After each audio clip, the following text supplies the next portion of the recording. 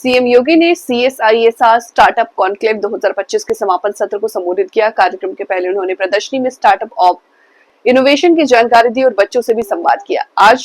कहा कि आज के दौर में टेक्नोलॉजी और रिसर्च का है। विज्ञान के क्षेत्र में जो जितना आगे होगा, दुनिया उसका अनुसरण करेगी। मुख्यमंत्री योगी आदित्यनाथ ने कहा कि जो देश नवाचार को बढ़ावा देगा, वही दुनिया का नेतृत्व करेगा।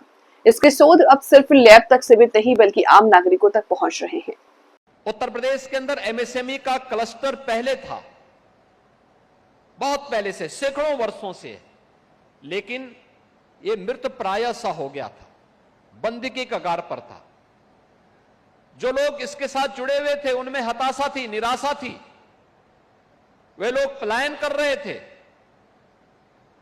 परिणाम क्या था? बड़े पैमाने पे उत्तर प्रदेश से पलायन हो रहा था। यहां का कामगार, यहां का श्रमिक और यहां से युवा बड़े पैमाने पे पलायन करते थे।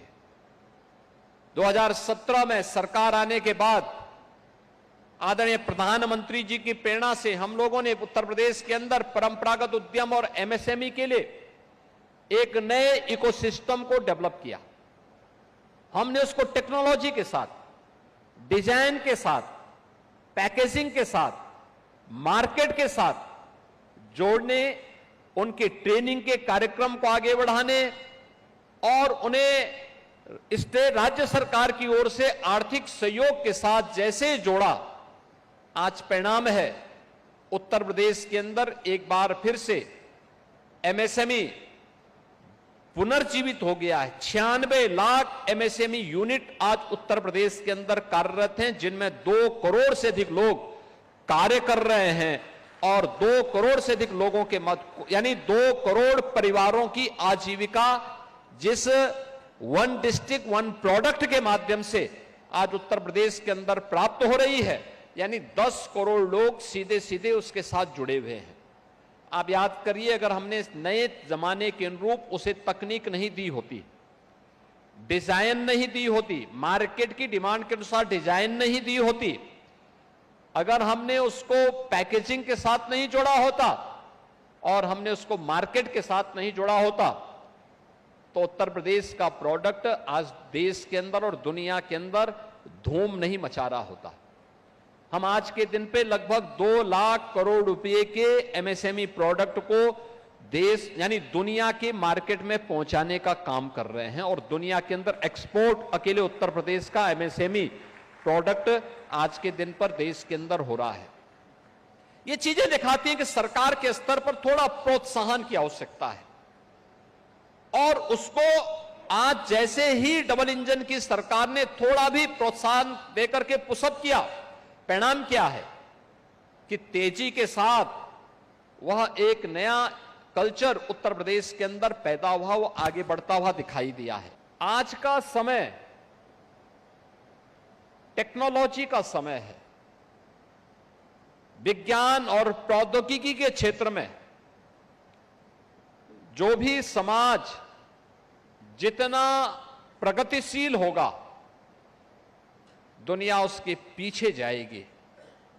जो देश उसमें जितना अधिक इनोवेशन और रिसर्च एंड डेवलपमेंट को बढ़ावा देगा, वही दुनिया को लीड करेगा, दुनिया को वही नेतृत्व प्रदान करेगा। और ये हमारा सौभाग्य है, सीएसआईआर की 4 महत्वपूर्ण लैब्स, एनबीआरआई, सीडीआरआई, आईआईटीआर और सीमैप, ये उत्तर प्रदेश की राजधानी लखनऊ में हैं, जिनके द्वारा अपनी स्थापना काल से लेकर के अब तक अनेक प्रकार के ऐसे शोध किए गए हैं जो किसानों की आमदनी को आगे बढ़ाने के साथ साथ आम नागरिक के मन में, आम नागरिक के जीवन में व्यापक परिवर्तन करने के कारक बने हैं। स्टार्टअप कॉन्क्लेव हमारे लिए इस दृष्टि से अत्यंत महत्वपूर्ण है, क्योंकि जब हम स्टार्टअप की बात करते हैं तो पिछले 11 वर्ष में भारत के अंदर एक नए स्टार्टअप इकोसिस्टम को हम लोगों ने पनपते हुए देखा है। अगर आप दुनिया के अंदर देखेंगे तो यूएस और यूके के बाद भारत तीसरा ऐसा देश है जिसके पास सर्वाधिक स्टार्टअप हैं। दुनिया के अंदर भारत का नंबर तीसरे नंबर पर आता है। और अगर भारत के अंदर हम देखेंगे तो 1,90,000 हमारे पास ऐसे स्टार्टअप मौजूद हैं पूरे देश के अंदर, जिनके माध्यम से जो प्रधानमंत्री जी की पहले दिन से ये संकल्पना थी कि हमारा युवा जॉब सीकर नहीं बल्कि जॉब क्रिएटर बने, तो उस जॉब क्रिएटर का आधार कोई बन सकता है तो स्टार्टअप इकोसिस्टम बन सकता है, जिसके लिए आज यहां पर पिछले 2 दिनों से